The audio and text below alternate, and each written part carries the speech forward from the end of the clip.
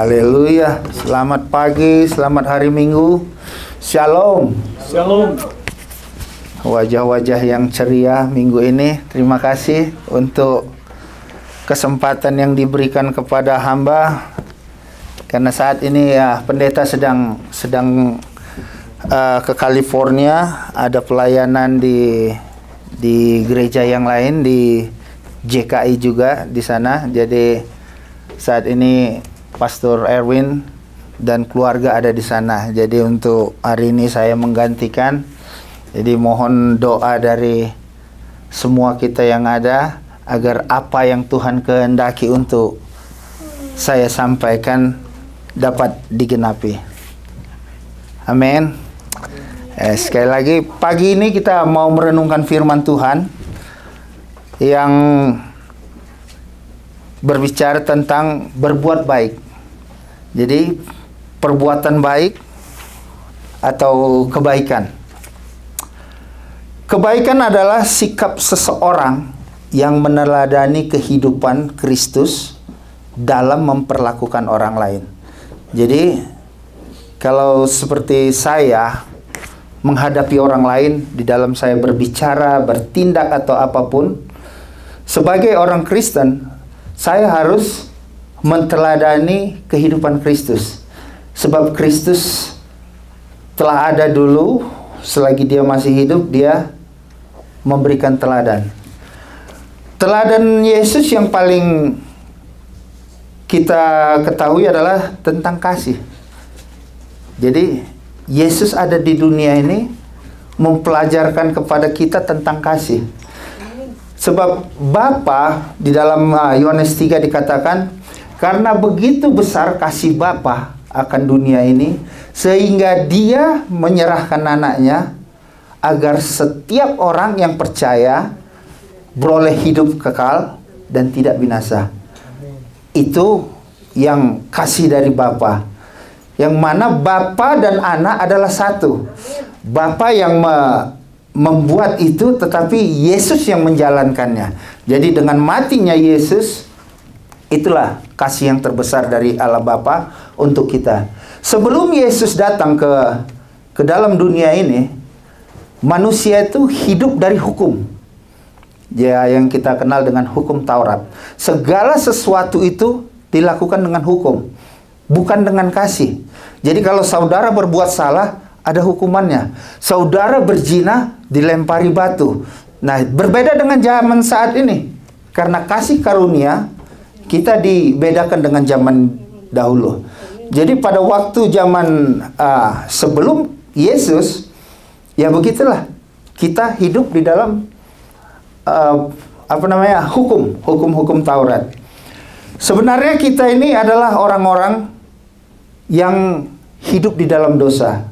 Karena kita ada dalam dosa keturunan, yang dosa dari Adam, dari nenek moyang, bahwa sesungguhnya kita ini adalah orang berdosa yang sejak lahir kita hidup dalam dosa. Tapi syukur karena kemurahan Tuhan, karena kasih-Nya kita diselamatkan. Jadi pagi ini kita mau lihat dari Matius 5 ayat 16 yang firman Tuhan mengatakan, Matius 5 ayat 16, demikianlah hendaknya terangmu bercahaya di depan orang, supaya mereka melihat perbuatanmu yang baik dan memuliakan Bapamu di sorga. Jadi perbuatan baik itu telah dikatakan Tuhan kita Yesus bahwa biarlah setiap kita memiliki terang itu. Terang yang adalah Yesus itu sendiri telah ada di dalam kita, supaya orang melihat perbuatan baik itu di dalam kita. Dari perbuatan baik itu orang akan memuliakan Bapa yang di surga. Jadi setiap dari kita hendaklah telah memiliki terang itu. Sebab apa? Karena memang untuk itulah Tuhan datang ke dunia ini untuk memberikan terangnya. Dan setiap dari kita hendaknya memiliki terang itu. Sebelumnya bahwa pada waktu Adam jatuh di dalam dosa, yaitu ketika mereka masih hidup bebas di Taman Eden, Adam dan Hawa bebas, belum ada kutukan, dan hingga satu saat ular memperdayakan mereka. Coba kita kembali kita buka di dalam Kejadian 3 ayatnya yang ke-15. Nah, supaya kita bisa membandingkannya sedikit.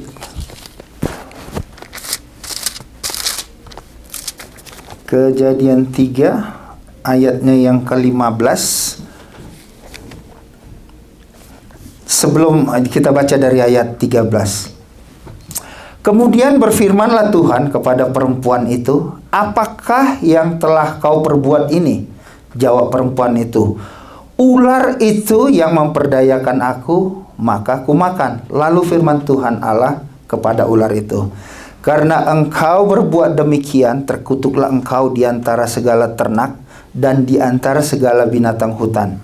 Dengan perutmulah engkau akan menjalar, dan debu tanahlah akan kau makan seumur hidupmu."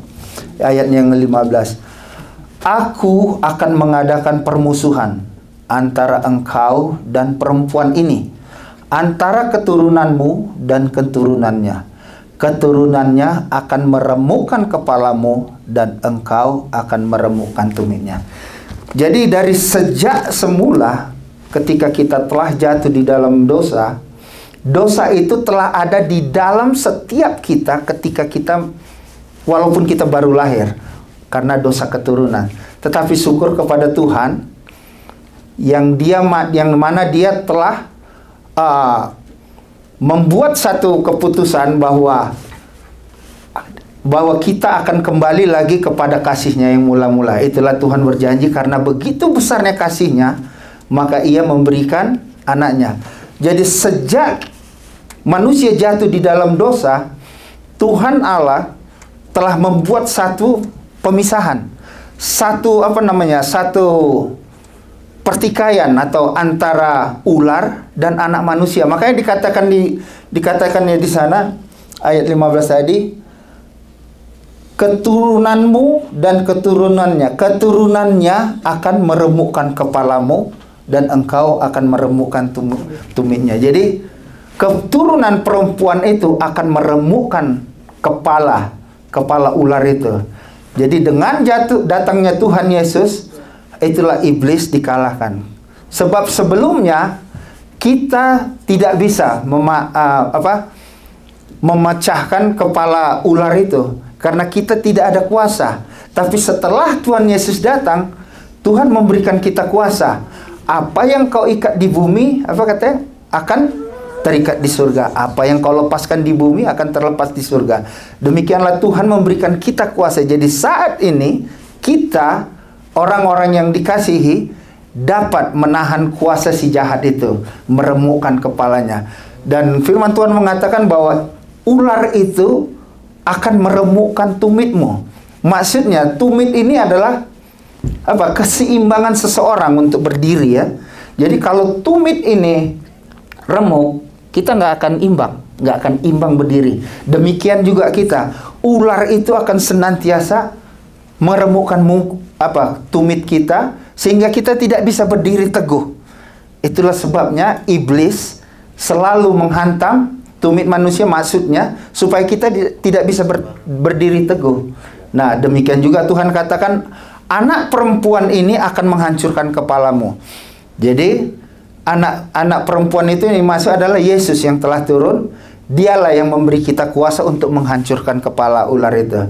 Jadi kita punya kuasa untuk menghancurkan kepala ular, dan kita bisa menyembuhkan tumit kita, karena Tuhan juga memberikan kita kuasa, sehingga kuasa ular tidak dapat mengganggu kita kalau kita berada di dalam kasih karunia Tuhan.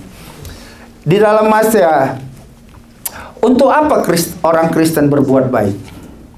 Kita berbuat baik agar orang lain melihat perbuatan Bapa kita yang di surga. Jadi tadi udah kita baca di Matius 5 ayat 16. Tadi udah ya? Ya, demikianlah hendaknya terangmu bercahaya di depan orang, supaya mereka melihat perbuatanmu dan memuliakan Bapamu yang di surga. Jadi setiap kita yang sudah mendapat terang itu akan menjadi yang setelah mendapat terang itu akan melakukan semua perbuatan baik. Di dalam Timotius dikatakan, Paulus mengatakan bahwa setiap manusia kepunyaan Allah diperlengkapi untuk setiap perbuatan baik. Coba kita buka di Timotius 3. 2 Timotius 3 ayatnya yang 17.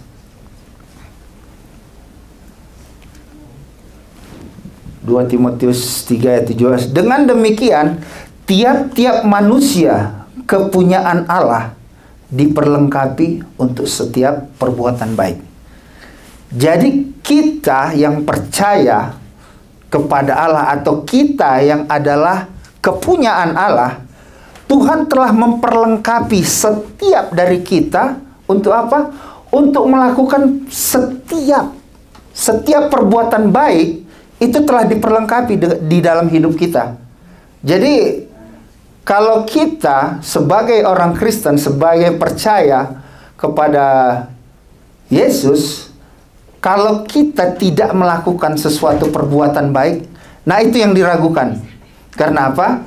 Karena kita telah diperlengkapi. Tuhan mengatakan, jadilah terang. Jadi dimanapun kita, orang akan melihat kita. Kenapa? Karena kita terang. Jadi kalau kita berbuat sesuatu yang agak mencong-mencong, agak nggak benar gitu, orang terus tahu. Karena apa? Karena kita terang, kelihatan. Nah, dan untuk melakukan terang itu Tuhan katakan di dalam ayatnya, demikian tiap-tiap manusia kepunyaan Allah diperlengkapi untuk setiap perbuatan baik. Jadi jangan ragu, dimanapun kamu berada, pertahankan kebaikan hatimu. Karena apa? Karena Tuhan sudah memperlengkapi itu. Masih ingat waktu Paulus di sidang, waktu dihadapkan karena pelayanannya, Roh Kudus mengatakan jangan takut. Jangan takut apa yang akan kamu jawab. Karena apa? Karena Roh Kudus akan memenuhi pikiran dan hatinya. Jadi kamu juga nggak usah takut. Dimanapun kamu berada, tetaplah berbuat baik. Karena kau telah diperlengkapi oleh Bapa. Coba kita buka lagi. Jadi, bukan sesuatu yang mengherankan kalau orang Kristen itu berbuat baik. Tapi ya, yang sangat mengherankan itu, kalau orang Kristen ya nggak berbuat baik. Karena sudah diperlengkapi, sudah hidup di dalam terang, tapi masih melakukan hal-hal. Ya, tapi ya firman Tuhan mengatakan pada zaman-zaman akhir nanti akan tampil pengejek-pengejek, akan tampil orang-orang yang menghujat Allah, itulah antikris. Ya, zamannya sekarang udah mulai, jadi kita nggak heran kalau ada orang-orang yang seperti itu. Karena apa? Karena antikris itu memang dimulai dari rumah Tuhan, rumah orang-orang yang percaya. Jadi antikris itu bukan orang yang nggak percaya, orang yang nggak percaya, tapi orang yang percaya tapi tidak mengakui kemuliaan Tuhan, tidak mau mengakui kebenaran Tuhan. Tapi di sini udah dikatakan bahwa kita diperlengkapi untuk perbuatan baik. Coba kita lihat di dalam 1 Petrus 2 ayat 9. 1 Petrus 2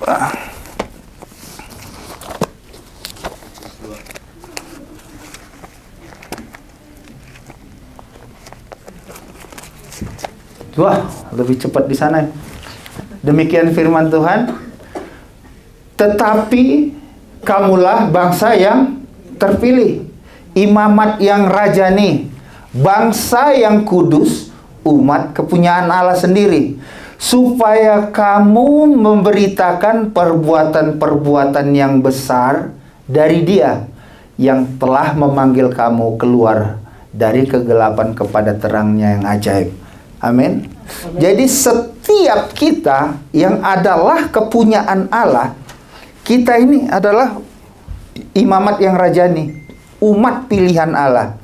Karena kita ini umat pilihan Allah, itulah Tuhan memperlengkapi kita tadinya, supaya kamu memberitakan perbuatan-perbuatan yang besar. Jadi untuk itulah Tuhan memanggil kita, supaya kita hidup di dalam terang, kemudian kita diperlengkapi untuk melakukan perbuatan-perbuatan yang baik. Dan di sini juga dikatakan supaya kamu memberitakan perbuatan-perbuatan yang besar dari Dia. Jadi jangan takut, jangan berpikir untuk melakukan pekerjaan-pekerjaan yang kecil. Pastikan, kalau dulu saya ingat, kalau kita gantungkanlah cita-citamu setinggi langit, bukan setinggi seleng. Maksudnya, kalau kamu menggantungkan cita-citamu di sini, itu gampang kamu raih. Jadi cita-cita yang kecil.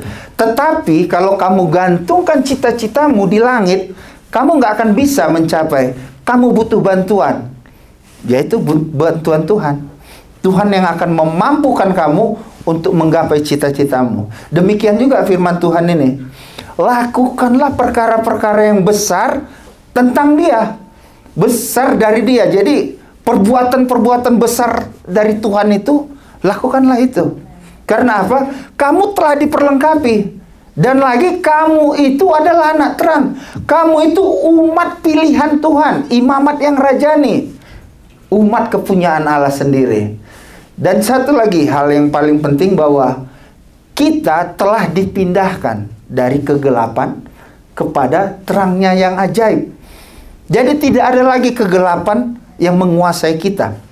Kita hidup di dalam terang, terangnya yang ajaib. Jadi kalau kita hidup di dalam terangnya ajaib, segala sesuatu itu mungkin bagi kita untuk melakukan keajaiban. Tidak ada yang tidak mungkin bagi Tuhan. Karena Tuhan berkuasa melakukan apapun. Dia sanggup mengadakan yang tidak ada menjadi ada. Jadi dengan demikian, mari kita sama-sama melakukan sesuatu yang baik. Karena apa? Karena kita telah diperlengkapi dengan Tuhan.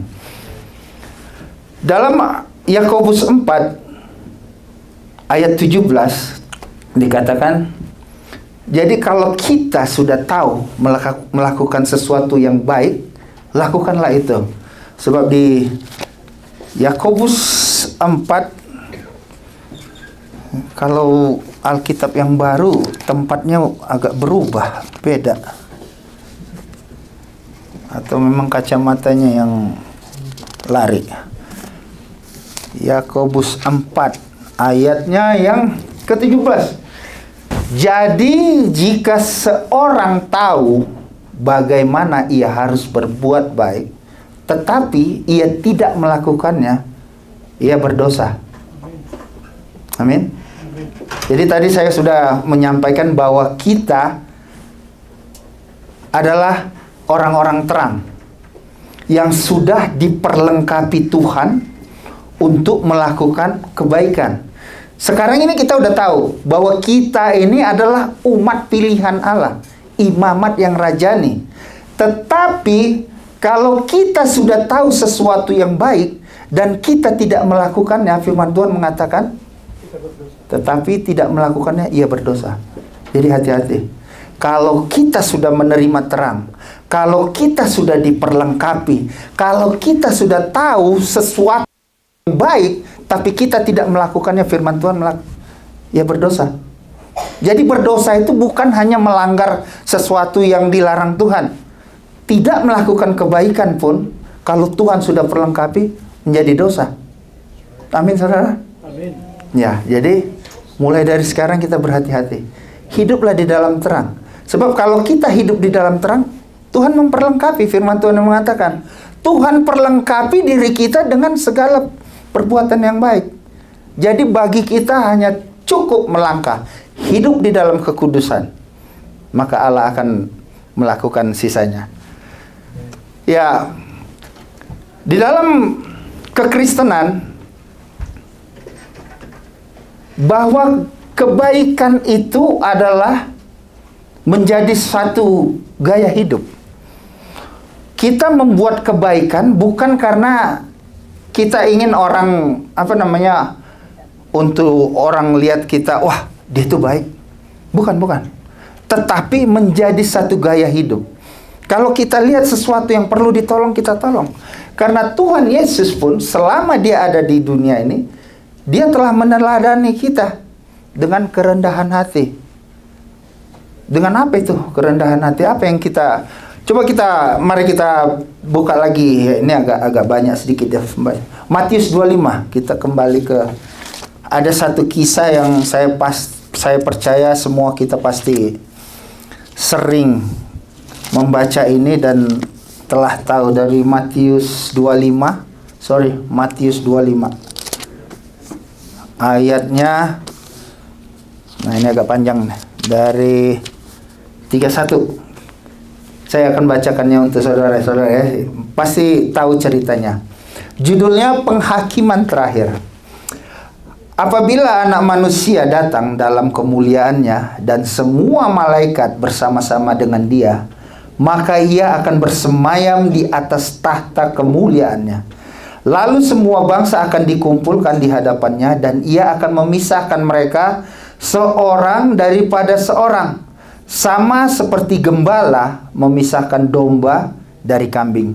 Dan dia akan menempatkan domba-dombanya di sebelah kanannya dan kambing-kambing di sebelah kirinya. Jadi jangan mau jadi kambing ya, jadi domba. Dan raja itu akan berkata kepada mereka yang di sebelah kanannya, "Mari hai kamu yang diberkati oleh Bapakku, terimalah kerajaan yang telah disediakan bagimu sejak dunia dijadikan. Sebab ketika aku lapar, kamu memberi aku makan. Ketika aku haus, kamu memberi aku minum. Ketika aku seorang asing, kamu memberi aku tumpangan. Ketika aku telanjang, kamu memberi aku pakaian. Ketika aku sakit, kamu melawat aku. Ketika aku di dalam penjara, kamu mengunjungi aku." Maka orang-orang yang benar itu akan menjawab dia, katanya, "Tuhan, bila manakah kami melihat engkau lapar dan kami memberi engkau makan, atau haus dan kami memberi engkau minum? Bila manakah kami melihat engkau sebagai orang asing dan kami memberi engkau tumpangan, atau telanjang dan kami memberi engkau pakaian? Bila manakah kami melihat engkau sakit atau dalam penjara dan kami mengunjungi engkau?" Dan raja itu menjawab mereka, "Aku berkata kepadamu, sesungguhnya segala sesuatu yang kamu lakukan untuk salah seorang dari saudara-saudaraku yang paling hina ini, kamu telah melakukannya untuk aku." Kalau orang baik, kalau orang benar, biasanya kalau dia sudah menolong, dia nggak ingat. Sama seperti ini. Dia nggak ingat, kapan Tuhan? Kapan kami melihat engkau di penjara? Kapan kami melihat engkau sakit dan kami menolong? Kebanyakan orang-orang baik. Tapi kalau kita lihat orang yang berikutnya, dan raja itu akan "Aku berkata kepadamu, sesungguhnya segala sesuatu yang kamu lakukan untuk salah seorang dari saudaraku yang paling hina ini, kamu telah melakukannya untuk aku." Dan dia akan berkata juga kepada mereka yang di sebelah kirinya, "Enyahlah dari hadapanku, hai kamu orang-orang yang terkutuk. Enyahlah ke dalam api yang kekal yang telah sedia untuk iblis dan malaikat-malaikatnya. Sebab ketika aku lapar, kamu tidak memberi aku makan. Ketika aku haus, kamu tidak memberi aku minum. Ketika aku seorang asing, kamu tidak memberi aku tumpangan. Ketika aku telanjang, kamu tidak memberi aku pakaian. Ketika aku sakit dan dalam penjara, kamu tidak merawat aku." Lalu mereka pun akan menjawab dia, katanya, "Tuhan, bila manakah kami melihat engkau lapar atau haus, atau sebagai orang asing, atau telanjang, atau sakit, atau dalam penjara, dan kami tidak melayani engkau?" Maka ia akan menjawab mereka, "Aku berkata kepadamu, sesungguhnya segala sesuatu yang tidak kamu lakukan untuk salah seorang dari yang paling hina ini, kamu tidak melakukannya juga untuk aku." Jadi jelas ya, antara orang benar dan tidak benar. Ya, kalau orang benar, dia melakukan sesuatu, dia lupa, dia nggak tahu kapan Tuhan kami lakukan itu. Tetapi ya, di sini dikatakan, dari satu yang paling hina ini aja, engkau tidak melakukannya bagiku. Ya, demikianlah yang akan terjadi nanti pada penghakiman terakhir. Jadi berbuat baik itu akan senantiasa menyenangkan bagi orang-orang yang mengasihi Tuhan. Beda dengan orang yang tidak mengasihi Tuhan. Tapi ingat, suatu saat nanti akan tiba saatnya di mana apa yang engkau tanam itu juga yang engkau tuai. Sebab kalau engkau menanam yang baik, engkau akan menghasilkan yang baik juga. Tetapi dalam kehidupanmu, kalau engkau tidak melakukan sesuatu yang membuat hati Tuhan senang, kau tidak akan sampai ke sana. Itu firman Tuhan dengan jelas. Jadi sekali lagi, hidup baik itu harus menjadi gaya hidup orang Kristen. Untuk itulah kita dipanggil Allah daripada hidup yang lama, dari yang gelap, dipindahkan tadi kepada cahayanya yang terang. Coba kita buka Efesus 5 ayat 8 Efesus 5 ayatnya yang ke-8. Dikatakan demikian, memang dahulu kamu adalah kegelapan, tetapi sekarang kamu adalah terang di dalam Tuhan. Karena terang hanya berbuahkan apa? Kebaikan. Oh, ayatnya yang ke-9, sorry, itu adalah ya 9. Karena terang hanya berbuahkan kebaikan, keadilan, dan kebenaran.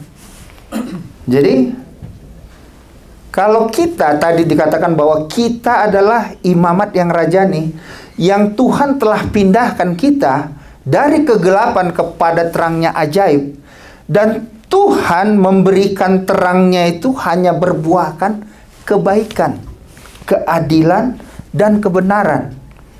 Jadi orang yang hidup di dalam terang, di dalam kebaikan, Tuhan telah tadi ya, kalau yang pertama tadi dikatakan bahwa Tuhan memberikan kita apa? Kekuatan untuk melakukan kebaikan. Tuhan mempersiapkan kita untuk melakukan kebaikan. Tapi kalau di Efesus ini, kebaikan dan keadilan dan kebenaran itu hanya dari orang-orang yang hidup di dalam terang. Jadi, saudara dan saya, kita yang hidup di dalam terang, kita hanya berbuahkan itu, kebaikan, keadilan, dan kebenaran. Jadi kalau ada di luar, kalau ada orang yang mengatakan dia hidup di dalam terang, tapi tidak sesuai dengan firman Tuhan, kita harus tanda tanya. Kenapa? Gimana? Mungkinkah itu? Ya, dia sendiri yang menjawab. Tapi kita tahu bahwa satu pohon itu terlihat dari buahnya. Tidak ada pohon yang manis yang ditanam dari bibit yang manis menghasilkan buah yang asam. Itu tidak mungkin. Kalau pohon yang buahnya manis pasti menghasilkan buah yang manis. Demikian juga pohon yang asam akan menghasilkan pohon yang asam. Jadi terang itu hanya berbuahkan kebaikan, keadilan, dan kebenaran. Jadi jelas ya, dimana kita harus melakukan bagian kita untuk berbuat baik di dalam setiap apapun yang kita hadapi. Sebab tadi dikatakan di dalam Timotius bahwa manusia kepunyaan Allah diperlengkapi untuk setiap perbuatan baik. Dan kita juga telah melihat bahwa orang yang hidup di dalam terang hanya berbuahkan kebaikan, keadilan, dan kebenaran. Jadi kalau misalnya sekarang kita punya kesempatan untuk melakukan kebaikan, lakukanlah kebaikan. Sebab tadi sudah dikatakan, kalau kita udah tahu itu sesuatu kebaikan dan kita tidak melakukannya, kita berdosa. Itu firman Tuhan. Dan di dalam Galatia 6 dikatakan, Galatia 6 ayatnya yang ke-9,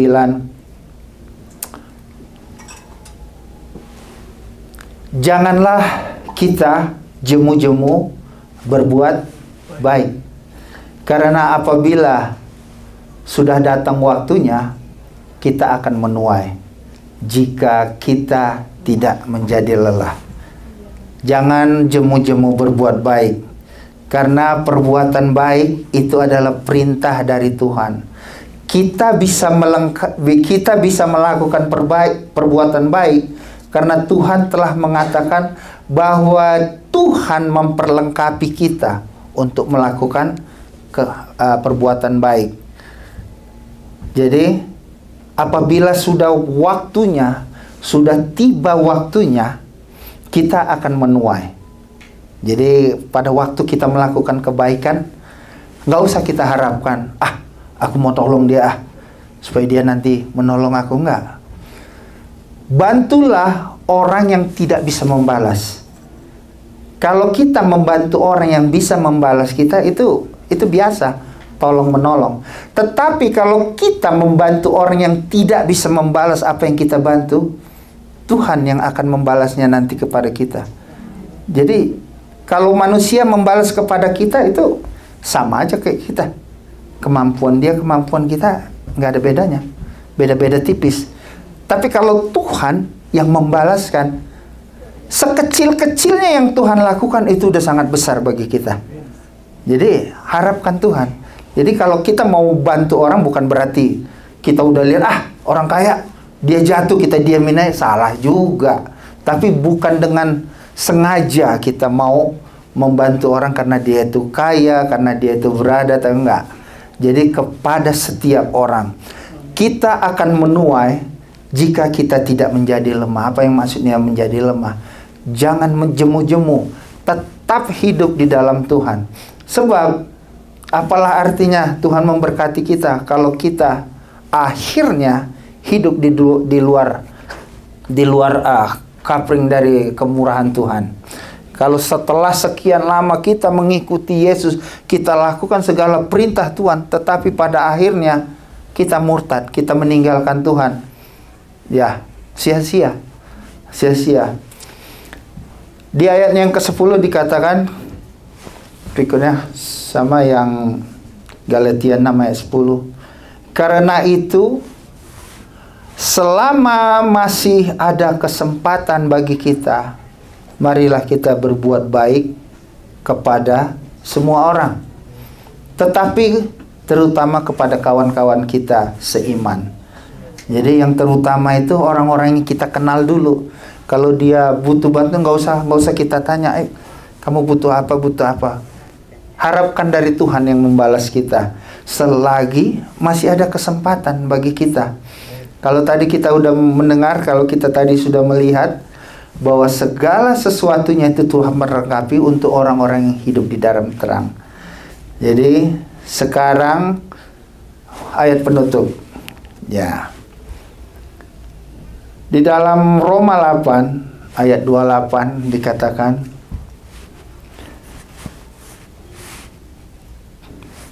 ayo sama-sama kita membacanya bersama-sama. 1, 2, 3. Kita tahu sekarang bahwa Allah turut bekerja dengan segala sesuatu untuk mendatangkan kebaikan bagi mereka yang mengasihi Dia, yaitu bagi mereka yang terpanggil sesuai dengan rencana Allah. Jadi saudara-saudara yang kekasih, sekarang kita ini tahu bahwa Tuhan itu turut bekerja di dalam segala sesuatu untuk mendatangkan kebaikan. Kalau yang pertama-tama tadi sudah kita lihat bahwa Tuhan memperlengkapi kita untuk melakukan kebaikan. Bahwa kita ini adalah imamat yang rajani, umat pilihan Allah. Dan sekarang kita udah tahu itu, bahwa Tuhan pun turut bekerja untuk mendatangkan kebaikan. Kita tahu sekarang bahwa Allah turut bekerja dalam segala sesuatu untuk mendatangkan kebaikan, bukan hanya sebagian, segala sesuatu, semua yang kita butuhkan. Tapi ini bukan untuk semua orang, bagi Dia, yaitu bagi mereka yang terpanggil sesuai dengan rencana Allah, bagi mereka yang mengasihi Dia. Jadi kalau orang nggak mengasihi Dia, ini bukan bagian Dia. Tuhan tidak turut bekerja. Walaupun Tuhan mendengarkan doa. Tetapi ini khusus bagi orang yang mengasihi Dia. Kalau engkau adalah orang yang mengasihi Dia, ini bagianmu. Tuhan akan turut bekerja di dalam segala sesuatu. Di dalam keuanganmu, hubunganmu, apapun itu. Tuhan akan turut bekerja. Jadi, jangan khawatir, jangan takut. Berbuatlah baik selagi masih ada kesempatan. Sebab Tuhan yang memperlengkapi engkau untuk melakukan segala sesuatu yang baik. Sekarang bagian kita udah untuk melakukan kebaikan. Nah tadi kan udah dikatakan, kita ya kalau apabila sudah datang waktunya, kita akan menuai. Jadi jangan jemu-jemu selagi masih ada kesempatan. Berbuat baiklah sebanyak-banyaknya. Kalau saya boleh bersaksi, bukan karena saya baik, tapi saya berusaha untuk baik. Suatu ketika, waktu itu saya masih jadi supir truk. Saya mengantar furniture ke daerah gunung. Jadi gunung itu nggak ada orang yang lewat. Snow, hanya truk sama all-wheel drive. Entah kenapa truk saya itu jatuh ke ke got, miring begini, nggak bisa maju, nggak bisa mundur. Akhirnya saya stuck di situ berdua sama pembantu sama kenek waktu itu. Tuhan, apa yang akan terjadi dengan kami? Selama 1 jam 2 jam tidak ada orang yang lewat. Tapi setelah berapa jam ada satu yang lewat, Serip bilang, apa yang perlu dibantu? Ya tolong kasih tahu sama tolong panggil towing supaya bisa kami keluar. Oke, I'll be back, kata. Oke, kita tunggu kira-kira sejam lebih dia balik. Sorry brother, nggak ada yang mau, nggak ada yang mau datang ke tempat itu karena snow biar gimana dia aja mau ke situ susah. Nah akhirnya ya udah, ada lagi yang lewat, satu lagi FedEx. Apa yang bisa aku bantu, katanya? Aku harus jalan ke sana juga, katanya. Kalian udah makan? Belum. Ya udah, ikut aku nanti ke sana. Nanti di sana kami turun. Akhirnya ya udah, nggak mungkin kita nggak bisa ninggalin barang. Entah kenapa tiba-tiba saya nggak tahu dari mana datangnya orang itu. Padahal rumah di sekitar itu nggak ada rumah. Ada seorang boleh dikatakan orang muda lah, orang putih. Dia membawa anjing, jalan lewat di situ. Kemudian saya berpikir, ini beneran nggak sih? Saya cek mata saya, ini mimpi nggak? Enggak. Apa yang bisa aku bantu? Ya tolong telepon, kami di sini dalam keadaan begini.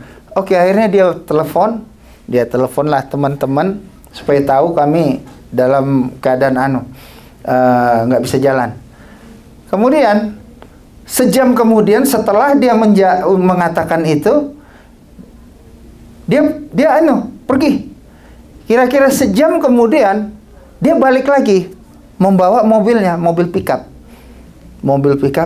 Oke, ayo aku antar kau ke downtown, Hah? Bilang downtown. Ini kenal enggak, tapi ya itulah pertolongan Tuhan. Diantarnya kami ke downtown, akhirnya truk kami tinggalin. Ya, coba kalau nggak ada dia, mau 1 malaman kami di situ, jalan ke sana jauh, jalan ke sini jauh, rumah nggak ada yang kelihatan. Wah, dari situ saya baru sadar bahwa Tuhan itu turut bekerja ya, bagi orang yang mengasihi Dia. Jadi, saya tahu pasti Tuhan. Kalau bukan karena Tuhan, siapa sih orang yang mau datang ke tengah snow? Dia entah datangnya dari mana. Dia pertama menelepon, kedua dia antar kita. Akhirnya kita diantar ke downtown, ada teman yang jemput kita. Besoknya saya udah berpikir, wah ini semua ongkos yang ada di truk ini pasti dipergunakan untuk menderek. Itu yang pikiran saya, wah habis deh duit. Tapi Tuhan itu Allah yang ajaib lah, Allah yang baik. ketika kami sampai di tempat itu, ada towing, bukan towing, ada orang yang pembersih jalan itu, yang bersihin jalan, dia pakai truk, ban di belakangnya itu double. Jadi memang heavy duty truk untuk bersihin snow itu. Nah, ini kayaknya semuanya serba kebenaran, kayak seperti cerita yang dibikin di cerita-cerita pendek gitu, sepertinya kebenaran. Dia bersihin itu jalan, akhirnya tunggu, nanti saya balik, saya tarik kamu, katanya. Hah? Udah, jadi kita nyampe, udah kita tunggu dia bersihin semua, dia muter, dia tarik, mobil keluar, truk itu keluar. Akhirnya, udah saya kasih duit, no, it's okay, katanya. Cuman nggak enak ya, duit saya ada cuma 100, mau saya lempar aja ke truknya. It's okay, thank you. Seharusnya kamu nggak perlu ngasih ini, katanya. Nah, akhirnya dia muter kembali setelah ditarik. Just follow me, katanya. Oke. Dia pimpin kita sampai keluar ke jalan besar. Wow, di situ saya termangu-mangu. Tuhan, kebaikan Tuhan itu luar biasa. Kalau dia menolong, nggak tanggung-tanggung, pasti sampai selesai. Dari mulai hari pertama sampai hari terakhir. Itulah kebaikan Tuhan. Jadi berusaha, masih banyak lagi hal-hal yang bisa saya saksikan, tapi saya rindu agar kita semuanya mengalami kebaikan Tuhan. Jadikan kebaikan itu menjadi style kita. Jadi jangan sampai orang tolong dong, nggak usah sebelum kita tolong. Cuman kadang-kadang ada juga kita menolong, orang itu nggak mau ditolong. Saya juga menemukan gitu. Saya udah terbiasa kalau lihat orang mau saya tolong, dia bilang, no, I don't need it. Oh ya udah. Nah, mulai dari situ saya jadi kadang-kadang ragu juga ya kalau kita lihat orang agak gimana gitu. Khususnya orang-orang di sini, kalau kita mau nolong, kadang-kadang mereka nggak mau ditolong, mungkin karena beda ya. Mungkin hidung saya dilihatnya pesek, dia mancung, ini biar nggak akan bisa. Kurang lebih kira-kira gitulah. Jadi mulai saat itu saya agak, bukan berarti saya nggak mau menolong, tapi saya mulai menjaga. Jangan sampai kadang-kadang menyalahin ya. Tapi kalau orang Indonesia enak ya, kalau kita tahu, asal kita datang aja kita tolong, pasti mereka oke. Karena sifat gotong royong ya, sifat tolong menolong bangsa kita yang membuat itu satu hal yang biasa. Jadi pesan firman Tuhan pada hari ini ialah, yang pertama, berbuat baik agar Tuhan dimuliakan. Yang kedua, berbuat baik itu adalah berasal dari hati kita yang murah. Orang yang murah hati pasti gampang untuk berbuat baik. Dan Tuhan telah memperlengkapi kita untuk melakukan hal-hal yang baik. Yang ketiga, berbuat baik menjadi terang, supaya Tuhan dimuliakan dalam hidup kita. Ya, sampai di sini firman Tuhan. Biarlah firman Tuhan ini menjadi rema dalam hidup kita untuk senantiasa berbuat baik. Mari Bani Asaf silakan kembali